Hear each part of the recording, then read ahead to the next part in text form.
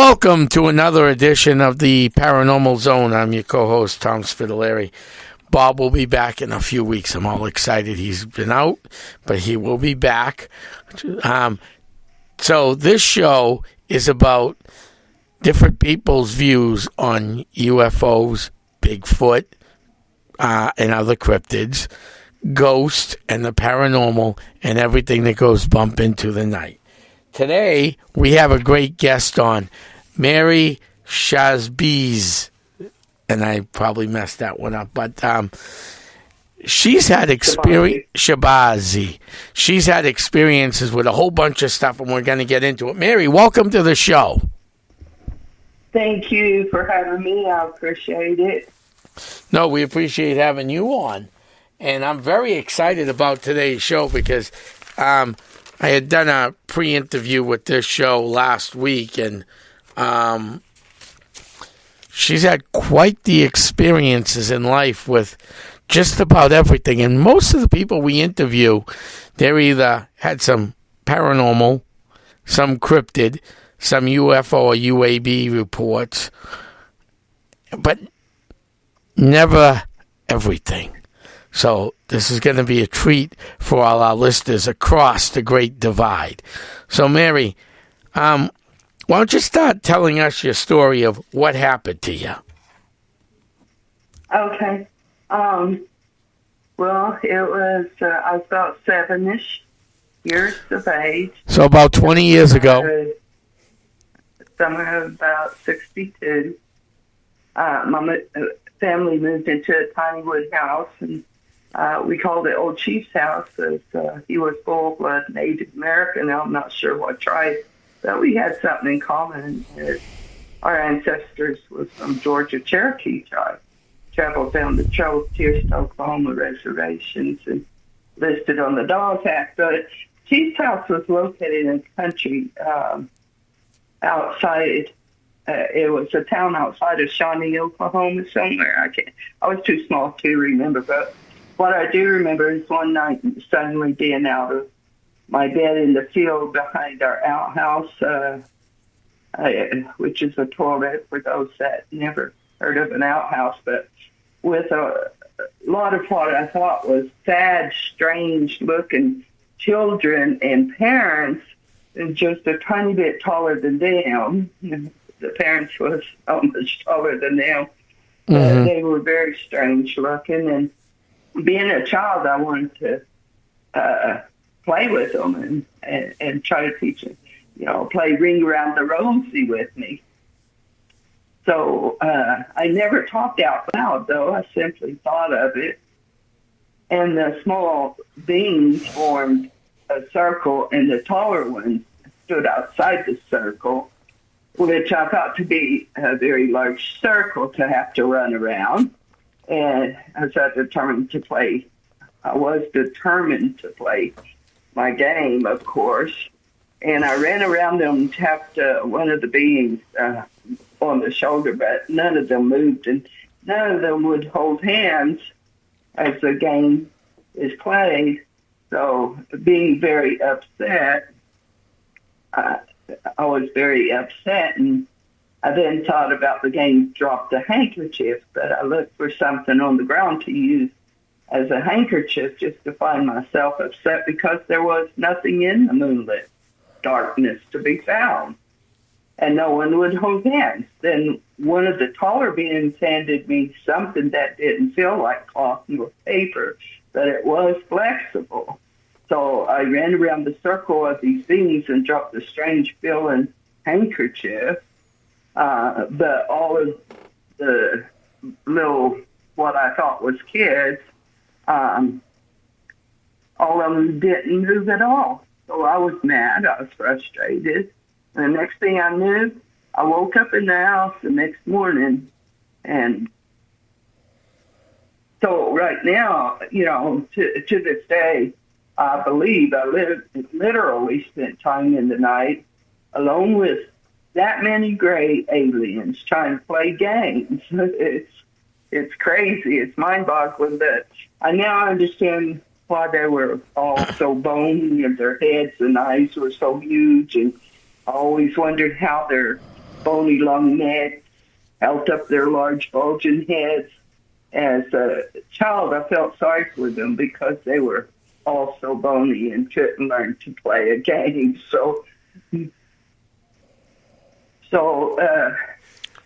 that's what I thought about that. Okay, so right after this experience, when you woke up in the morning, were you scared? Were you wondering what happened? How were you feeling?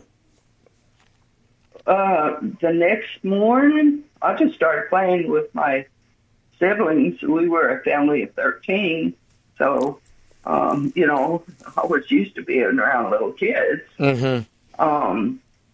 The next morning, I can't recall exactly what happened, but I know that that night was very strange. Why would kids want to play in the dark? Because my parents never let us stay out after dark. Right. So that was your first experience with the Greys. Is that correct? Right. Yes. All right. I mean, today, after my second experience, I realized what they were. All right. So your first experience, you weren't sure. So when was your second experience with the Greys? My second experience was in 1974, and that was in Oklahoma City, Oklahoma. And I was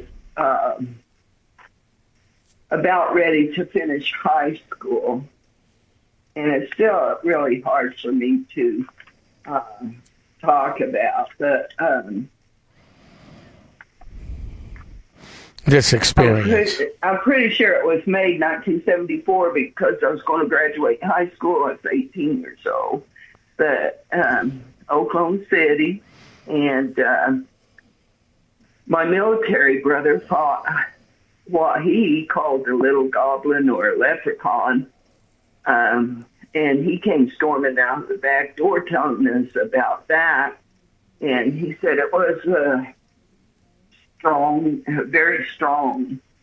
And when we all ran into the house searching, we searched everywhere and found his bedclothes twisted and hanging off the bed. But he moved from the house. But later we were standing in the double gravel driveway with my family that came to visit, and we noticed over our neighbor's house was a silver grayish metallic sun hat, or some people said it looks like an over easy egg shape, which it does. Mm-hmm. But it was metallic crafts, and it was just simply hovering in the sky. So, and it was a beautiful sunny day, very clear. And we discussed some of what we were watching, that we were laughing, and I jumped from one side of my siblings to the other side of them. And as I went back and forth a few times, that craft went back and forth and in the same direction, left to right. And that's interesting. Yeah, that was strange. So we had never seen anything like that before, but we went back inside, and when our family members went home, we went to our rooms, and as soon as the sun set, while my sister, which is about a year younger than me, sat up on the double wide cot by the wall and the double windows in our room facing the driveway, we were reminiscing over the beautiful day we had.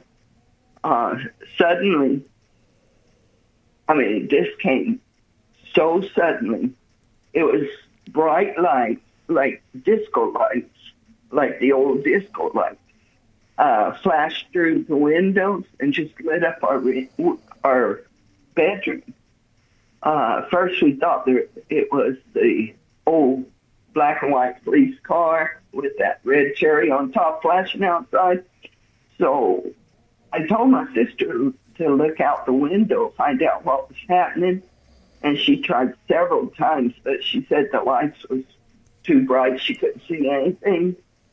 And within minutes, we heard our neighbor's horses had gotten loose and was running back and forth, just simply going crazy outside. And we heard there's the horse hooves in our gravel driveway come to an absolutely sudden stop right at our window. And that's when we covered our head up with our blanket and hid. We thought everything would go away if we hid our head, the kids. The next thing I knew, I heard a male voice whispering my first name 2 times. And I wasn't familiar with the voice, so I was, wondering who it was. And before I peeked out from the blanket facing the restroom, and as I peeked out, our cot was really low to the floor, so I peeked out to see who the strange voice was talking to me, because I had never heard that voice before. And it was whispering. It whispered, Mary, Mary, twice. I saw its feet as I peeked out of the blanket, because I was on the edge of the bed, facing on the outside of the bed. I saw its feet, 3 super long toes attached to its, like a super bony legs. And as I went up its body, it had no genitals. Its chest was a tiny bit wider. Its arms were longer than its legs, and the hands was exactly like the feet, except they wasn't bent for walking. And the hands were hanging past over halfway of its legs, and it was great, and it was a bit scary. But its neck was so bony and long, holding up such a triangular, huge, bulging head with a sharp chin. I don't know how it held it up.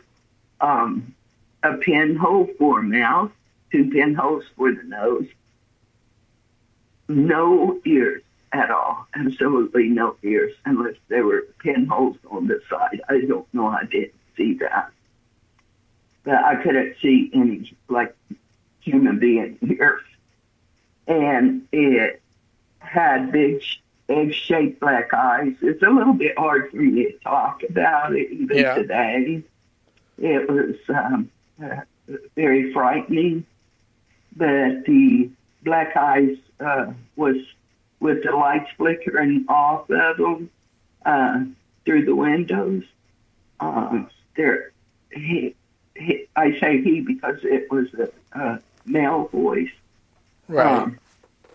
His eyes was tinted blue, and I guess they were so black and wet looking shiny that there was some, they looked bluish. But as soon as I stared at his eyes, I can't remember anything until I obviously came out of a trance or something, because I don't know what it did with his eyes, but I didn't know anything until I found myself in a field while I was trying to pull away from there was squeezing and hurting my fingers. The gray alien on my right hurt my outer 2 fingers the worst, and they're bent sideways to this day. And so he hurt my fingers the worst, and he was almost up to my shoulder. And the one on my left was I think the alien that took me from my room was approximately 3.5 foot tall.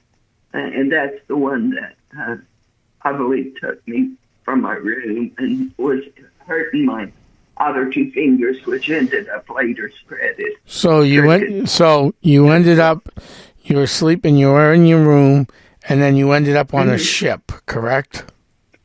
No, I wasn't asleep at all. Oh, you I weren't. was setting up with my sister, which is a year younger than me. We were high school. Yeah. Did she remember any of that? Of course, yes. Her family, when she married and had kids, they thought she was nuts for telling them that until we sat down and I started talking about it, and then they knew she was telling the truth. Because, all right. After seeing her for a few years, I sat down and talked to her about it before she even mentioned it. So, right. So you said you had 13 siblings. Is that correct? You and 12 others. Now, that's a big family. That's cool. I love big families. Is there anybody of your 13 siblings or their next in line, meaning their kids, so your nephews and nieces, that had UFO contact? I'm not sure. We have so many in the family, and I don't travel much anymore. All right. And throughout the years, we just kind of lost contact of each other besides our immediate family. So. Oh, okay. Yeah. All right. So that was another contact you had with UFOs, correct? Yes. Now, when you and I were talking, you also had what you believed we had contact with spirits or ghosts. Is that correct? Yes. Okay. So when was that? The first time was actually it was right when at Chief's house. I call it Chief's house. Okay. That was the first time, and what happened there was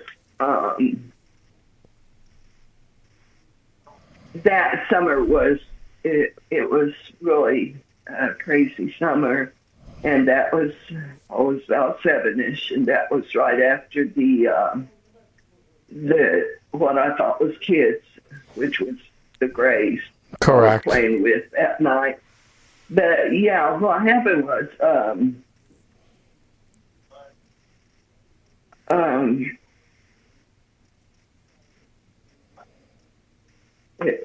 again, it's kind of hard for me to talk about. No, I get it. This is not an easy subject to discuss, especially when you've been scared and everything like that.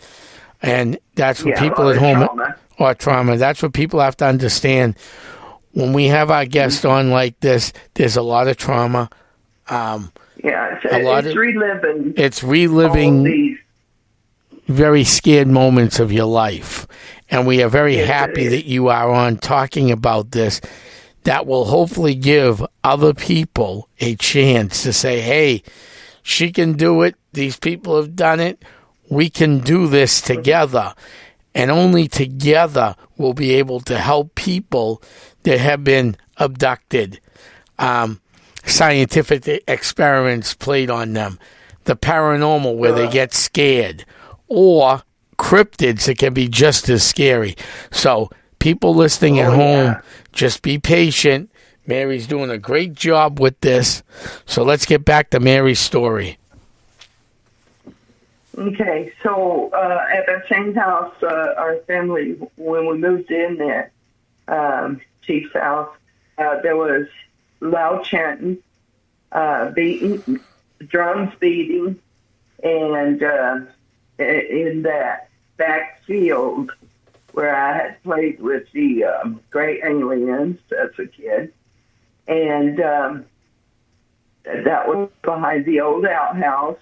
And my dad checked back there many times in the day and night, but couldn't find anyone or anything back there. But Chief moved from there because he never got any sleep for the loud noise. He heard it too. He told my dad that.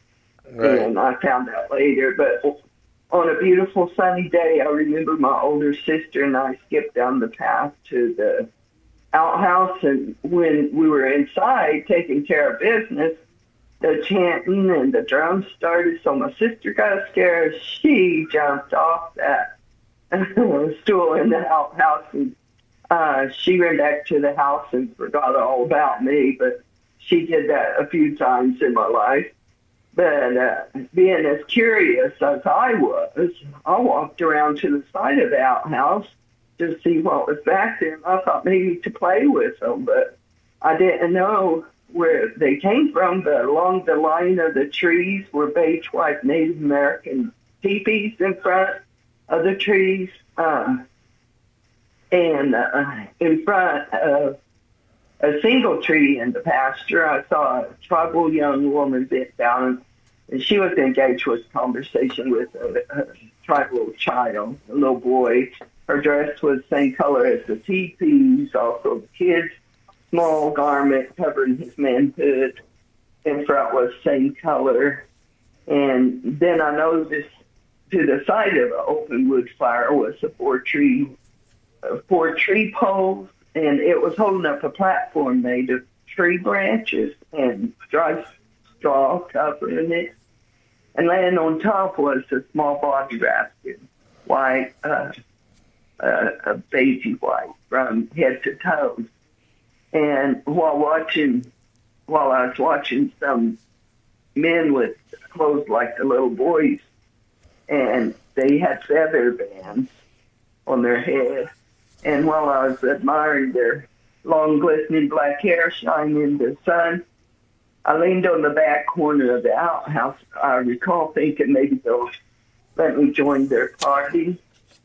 Unfortunately, while I thought that, one of the tall, skinny men turned toward me and was seemingly angry by the look of his face. And he locked eyes with me, and they all just simply disappeared. The whole tribe, everything disappeared. So I ran back to the house, and after that, we never heard the chanting or the drums after that. But that was my first encounter with the dead in the flesh. And also, a second time I saw the dead in the flesh was when our entire family at the same house, a beautiful young woman wearing a veil like white, somewhat Victorian long dress and in long, thick, wavy blonde hair. She had sat on a stone bench in front of our house during the moonlit nights, and her long hair and veil-like dress would just float to the right of her as if there was a strong wind or on a hot, still summer night. And there was no wind, but her veil and dress would blow like it was in the wind. But she had an angel's voice. She would sing, and we didn't understand the words. Mm-hmm. But her voice would float just like her hair and dress in the wind. And she appeared to be real, except we could see the tree trunk right behind her through her body. Right. So during the daytime, one of my older brothers and I play around the tree and bushes near the bench, and one day we found a round ball covered in dirt. So we was playing ball, and it landed in front of my dad's feet. And my dad picked it up and cleaned the dirt out of the holes and told us to never play there in that area again. But Mom and Dad, my dad was digging up a place to bury that skull. It was a skull.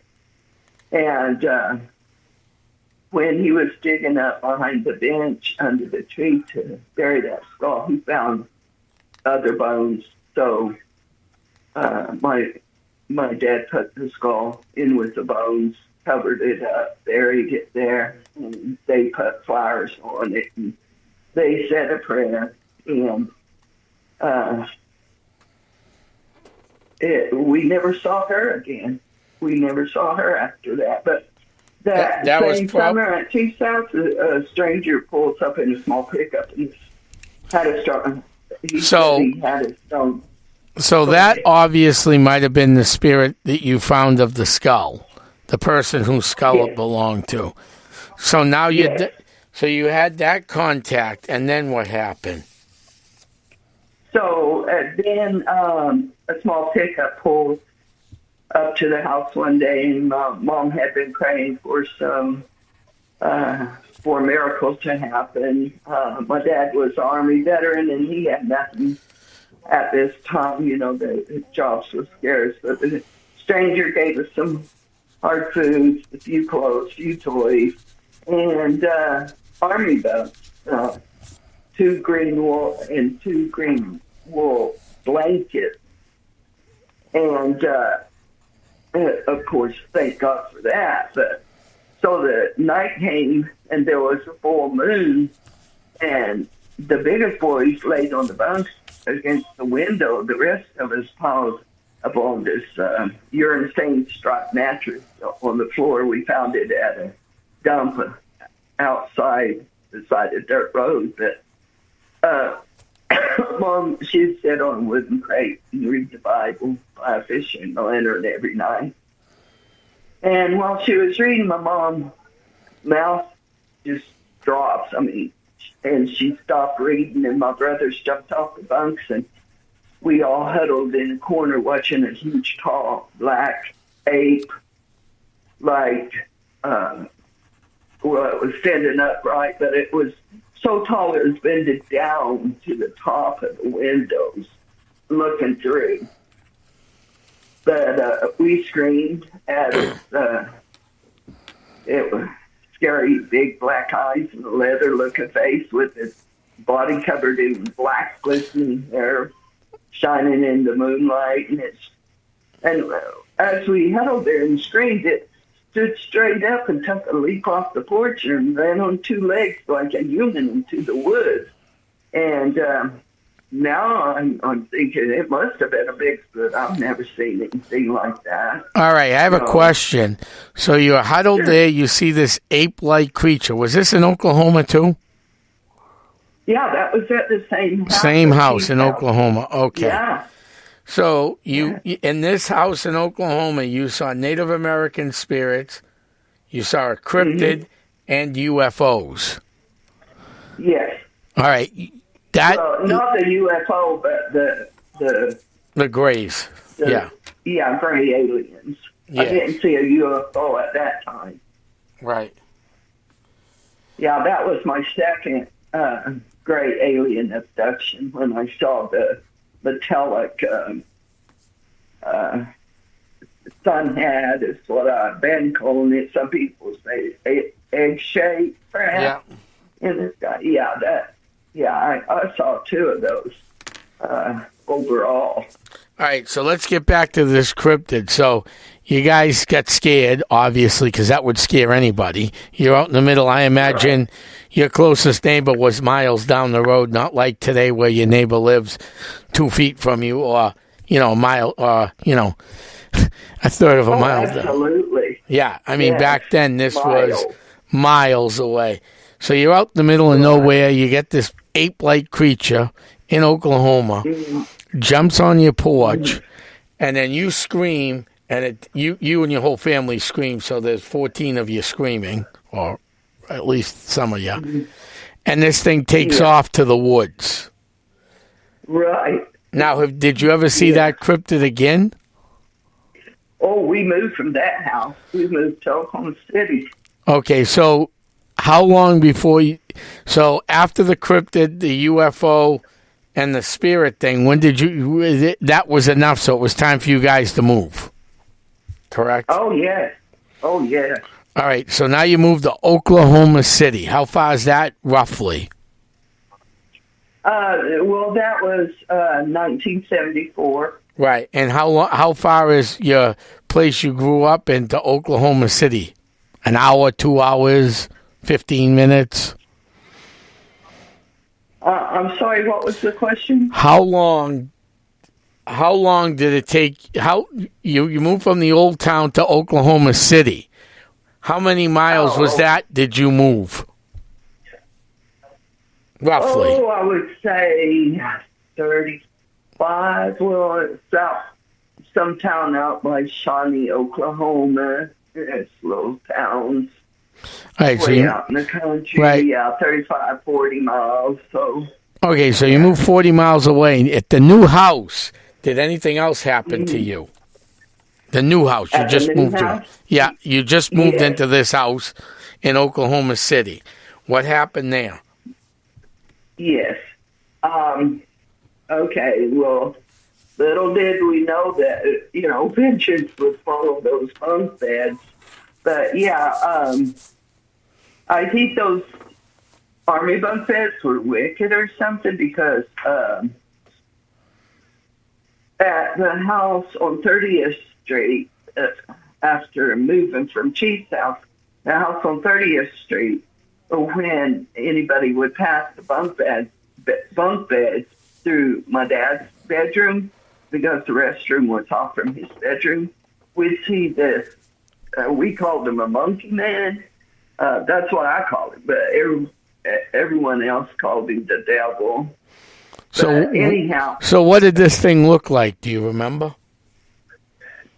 Oh, yes, I remember vividly. So what happened was my baby brother put a wire hanger in the light socket above the top bunk, and we tried to get it out, and this monkey man would appear, and we'd all jump down, and we'd run out, and again, that same sister I was telling you about, she'd shut the door, leaving me alone in the room. So I opened the door and turned around, and I didn't see anything. So later, I was determined to get the hanger out of the socket. So I go up on the bunk bed, and that monkey man appeared. But when he appeared to me, when he appeared to my brothers, they said that he never had the gray suit on when they appeared to him.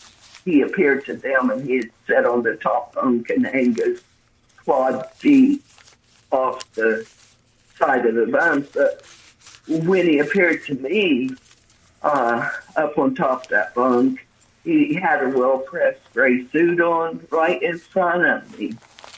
And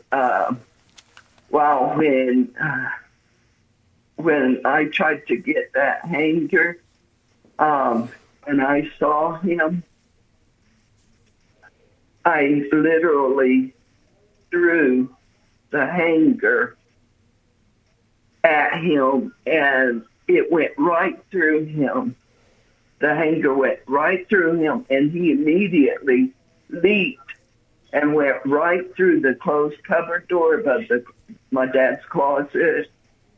And we didn't see him in our house for a while, but my 16-year-old brother drowned soon after that.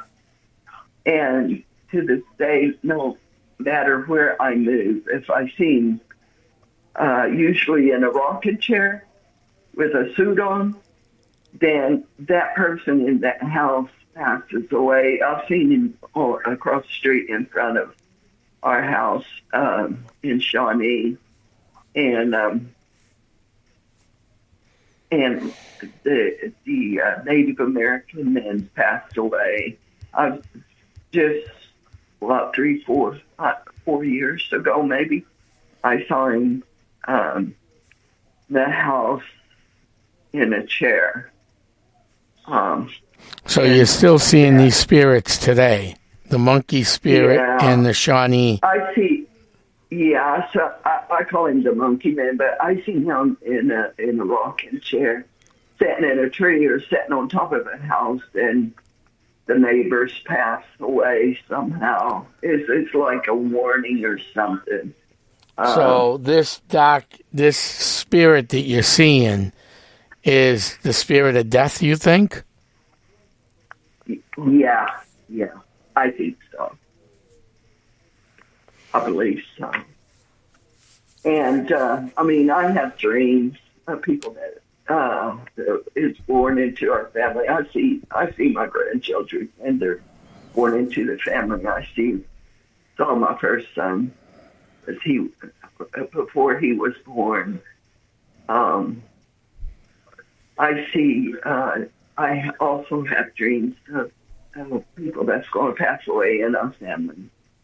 That when it comes to neighbors and stuff, or if I'm going down the street, if somebody's going to pass away, it'll be the monkey man, I call him, sitting in a rocker on top of their house, in a tree.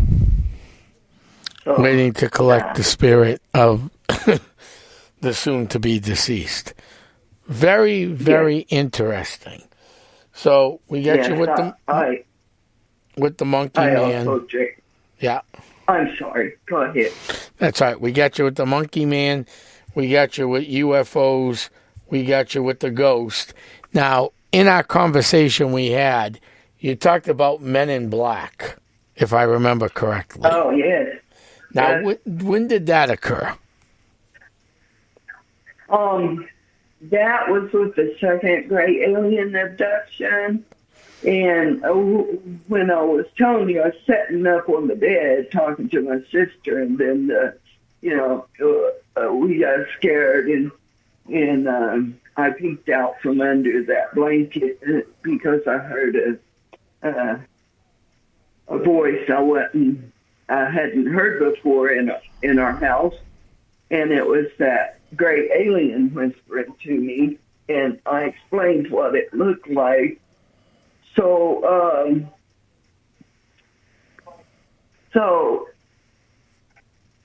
you know that we heard the horse hoofs in the driveway suddenly come to a stop, and that's when we covered our head up, and then I saw the gray standing in front of the bed, inches from my face too. That was something else. But anyhow, we had gotten to the field. We were talking about the field where I came to again out of their trance or whatever they took me from my house with. But because I didn't know anything until I got to the field after that. But I saw there was some taller grays and walking in front of me and the two grays that was holding each hand. So, and hurting me, my fingers. Okay, in front of the alien standing of all of us, and I don't know if there was any grays behind me or not because I couldn't get loose from them other two. But I know there was some in front, but during the time that I was not in the trance or whatever they did to me, I saw a large craft. It was had lit windows around it, around the front. I could see the front, and two gray aliens standing in a square, large lit doorway with a lever or ramp down to the ground waiting for us. And I know they were waiting. There was a tall one on the left and a small one on the right facing me. After I observed that, I went out again in a trance or whatever they did for me for the next 10 hours, approximately 10 hours. Next thing I knew, I was wandering around in our house like a zombie. I was wandering around in our bedroom. I mean, I felt like a zombie. I remember that. It's still, it's still fresh in your mind. Yeah, it's like reliving these events, and it's still scary to me. But, yes. The more I talk about it, maybe the easier it'll get in life. But, my sister was setting up on the bed, asking me where I've been all night, and that she told me she was worried about me. But her voice seemed so distant, and I couldn't comprehend what she was saying. But she put my sneakers on me, I remember that, and tied them. And she put my school books in my hands. We didn't have like backpacks and stuff like that. We just carried these school books in our arms. And she and my younger brother, as we were all teenagers, and they walked with me to the school bus stop, which was down on the corner. But during that time, we watched through the fence in the field across from our house. There was 2 camouflage-dressed army men and a camouflaged pickup. But the army men were picking up these charred animal bones. Mm-hmm. I didn't know there were animal bones till later, in the years. But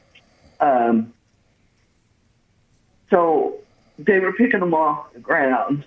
And I told you how our neighbor's horses got loose that night. It was going crazy outside. Yeah. So we thought our neighbor's horses meditant. That they were putting them in the army camouflage cloth back covered little truck. It was a small one too. But their truck was slammed at the back of a huge black shiny Cadillac. Yeah. With 2 identical pale. This was so strange. There was 2 identical pale tall men dressed exactly the same in black suits, hats, and sunglasses, and they looked so pale out there in that field. And one was on the back left of the car, and one was on the front driver's side of the car. And the one nearest to us by the driver's side, he took his sunglasses off and stared at us. So my brother walked ahead of us, and he commented on them staring at us, which was not very nice, what he said. But no, my sister told me to put my head down, don't look at them. But the only reason I put my head down is because the one nearest to us it really scared me and intimidated me. The one that took the sunglasses off. And so now I know they were men in black. I know they were army men. They were working together. And what those men that was wearing all that black hat and everything, I don't know if they were real or if they were aliens. They were so pale, and they looked like twins. Yeah, I mean, that's usually what we get for stories of men in black. Pale, with dark clothing. They almost look like pallbearers to scare the people. Yeah. And they drive shiny cars, and they show up to places, and they scare people just by looking at them because it's scary, especially if you're a kid. Yeah. So we had the men. It looked like they... Yeah. I'm sorry? No, that's all right. It looked like what? It looked like they were driving a black, shiny Cadillac, if I can recall. Yeah. I'm not good with names of That's cars, all right. It was big one. Yeah. No, that's fine. It was probably a black, shiny Cadillac at the time. That would make sense. So you had that experience that, left you, nodding your head. Now, you said something that's really interesting, too. Your father was in the military, correct? Yes. And do you know where he was stationed at all, or no? Oh, he was way back. Well, oh gosh, he was real young, and he was in the military. I think that was like during Hitler time or something, because he used to talk about Harry Truman. Right. So Truman was in. Now, in my notes, I thought you said he was stationed at White Plains for a while. Did I have that right in my notes when I talked to you? No, I don't know anything about White Plains. Yeah. All right. So I had that wrong in my notes. Yeah, I also had 6 brothers that was in the military as well. So you came from a steep military family, your father and 6 brothers. Absolutely. Yes. Even my full-blood Native American ancestors served in the military. So you come from a very proud military family. Thank your family for the great service that they've given to our great country. Thank you. It's very hard to it's very hard to find that nowadays. So thank you very much. You're welcome. So I was happy when my son came back from the military as well. Oh, your son too. So your son was also in the military. Thank you very much as being a proud military mom. So thank you. So welcome. So you have all this going on here. Now, when was the last time you saw a UFO or something to do with UFOs or UABs? The last time? Whether it was a dream or you were taken, it doesn't matter. When was the last time? No, I've seen them off and on throughout the years, but I'm not afraid of them because now I would do everything I could to fight them, But, yeah. Because I don't play, do or die kind of thing. But yeah, I've seen them in Michigan. I've seen them in Georgia, and I don't know what it is with the drones, but I've seen those drones turn into orbs and then turn back into drones. And I've counted up to 69 just sitting on my back porch here and filmed some of them and get tired of counting them, go in. But I've seen them orange and red. Right. I've seen drones come right up to my bedroom window. I got the tail end of it as it went up on the first floor bedroom window. I've seen drones come straight at me, the big white ones, just come straight at my back porch while I'm sitting out there with the lights on and just take a dive up and miss my porch on the first floor. I've seen a lot of things. All right. So we've seen that. Have you had any recent paranormal activity? Actually, last year, I kept praying because I'm a follower of Jesus Christ, my Lord. And I kept praying to know what the grave did to me in 1974 because it was that was the worst time because I was old enough to know they weren't human. And I know what they can do. They can go invisible. They speak with telepathy because that's how they talk to me. They can put you in a trance. I don't know, something about their eyes that just, did something to me but they took me at that point. But, and that's why I tell everybody, don't look in their eyes. But that's some good advice. Thank you. Yeah. And so I prayed to know, I kept praying to know, I just wanted to know what they did to me when they took me for almost 10 hours. Okay, so I have a dream, had a dream, and I dreamt I was on this metal slab of some table sort, and with just in a room with lights. And there was a small gray holding me down on my chest, holding me on the table. And there was another small gray coming from the right side, crawling toward me with something like a metallic silver test tube item in his hand, coming toward me. And I say hand, but it's not like our hands.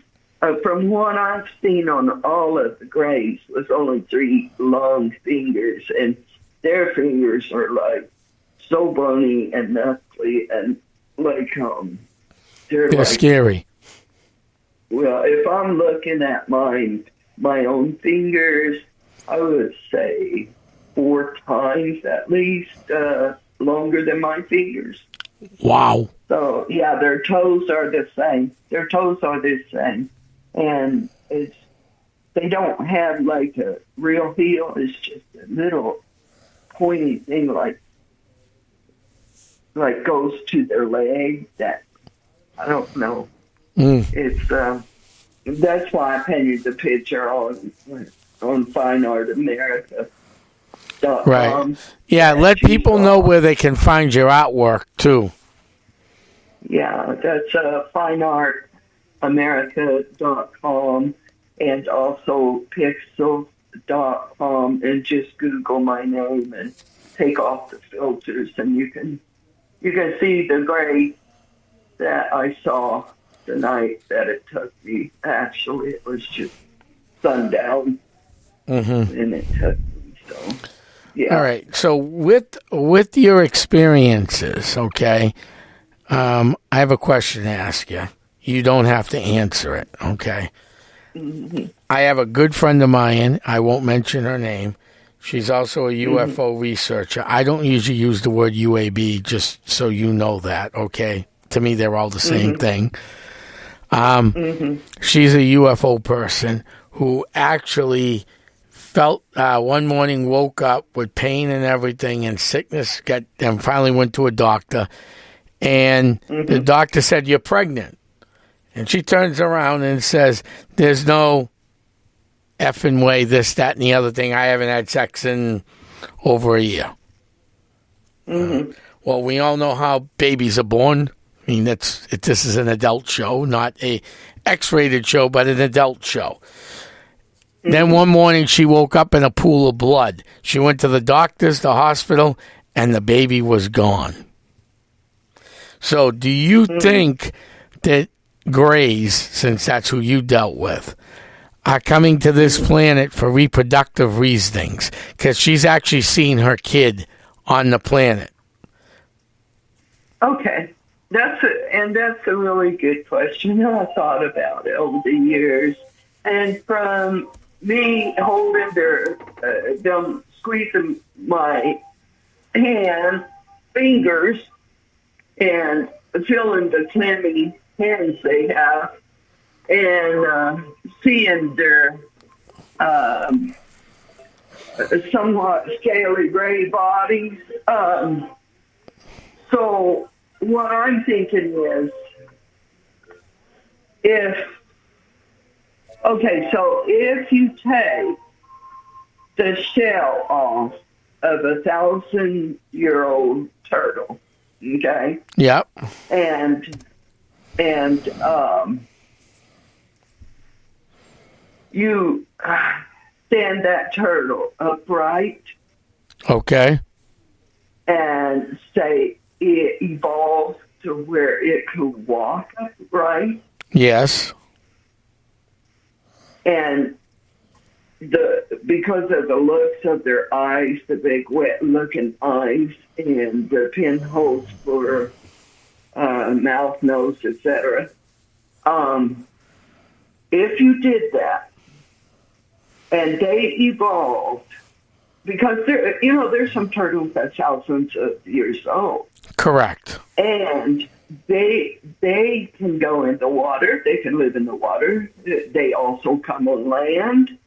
Correct. So if they are amphibians, I'm leaning toward, that's just my hypothesis for that, for the Greys. Okay. If they did evolve and they're colonizing the rivers, the oceans, the seas, I can understand why they would, with higher intelligence than us, because we don't live that long. No, we don't. A little over 100, but they they can live thousands of years. Okay? Correct. So if they evolved to that point, and they're amphibian-like from what I felt and what I saw, what I know, then they would be very upset with us making nuclear weapons and bombs dropping in the oceans and the seas and the waterways and all the pollution. You know, if they're colonizing underneath the oceans and the seas, then their whole colonies would be sick. They'd probably suffer from a lot of things. So maybe that's why they're turning off those nuclear sites. Maybe that's why they're and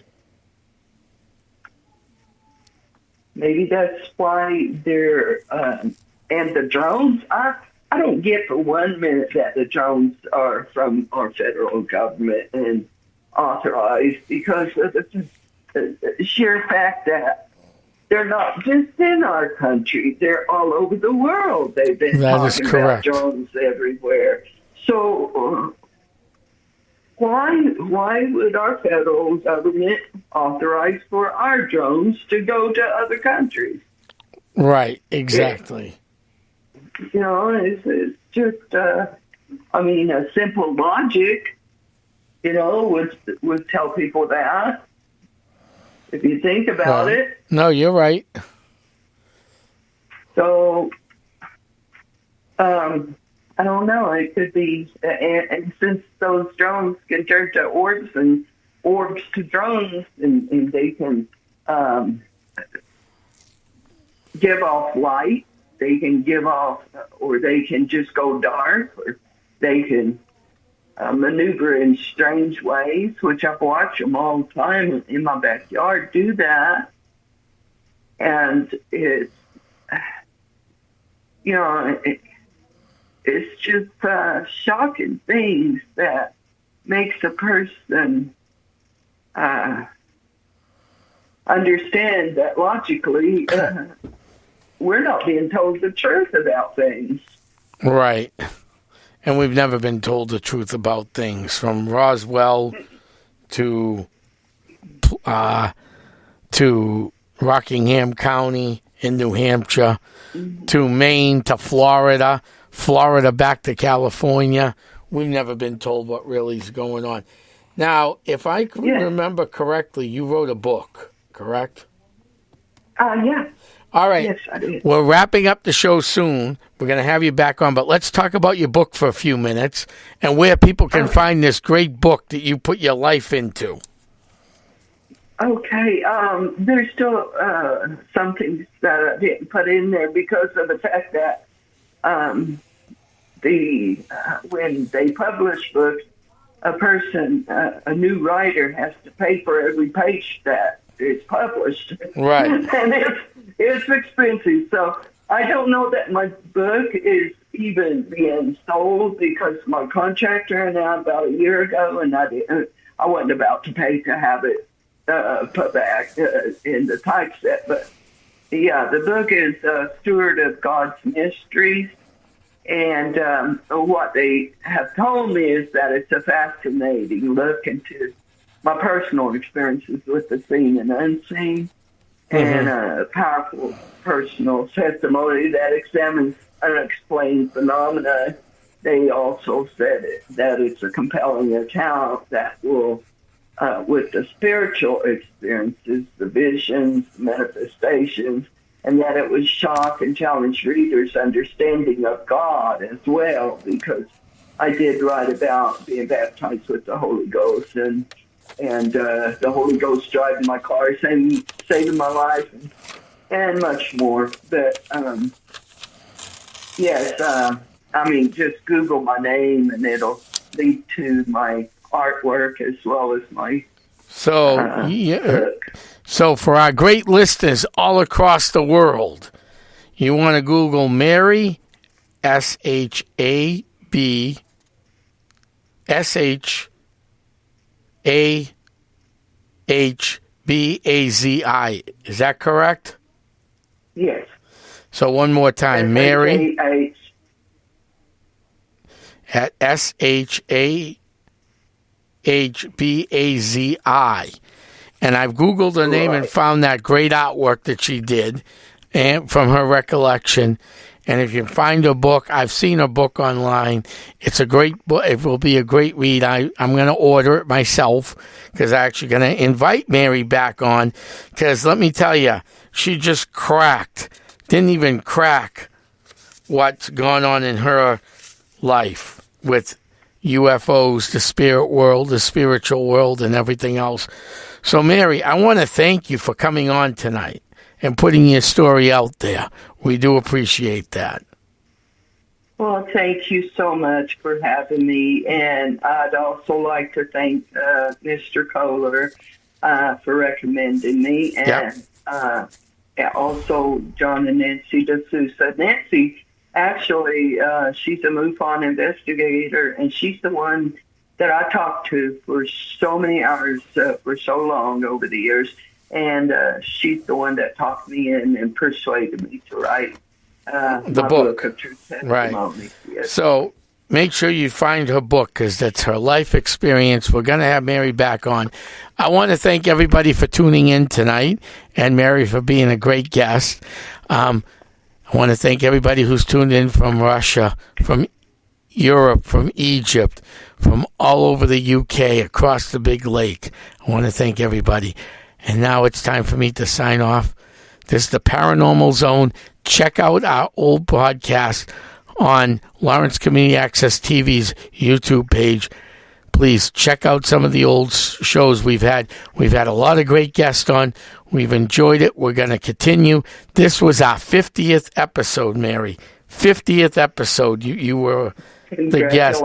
Thank you, and thank you very much for all of the listeners and all of the concerns. If you have any questions, you can always Facebook the Paranormal Zone, private message us, or email us at the Paranormal Zone.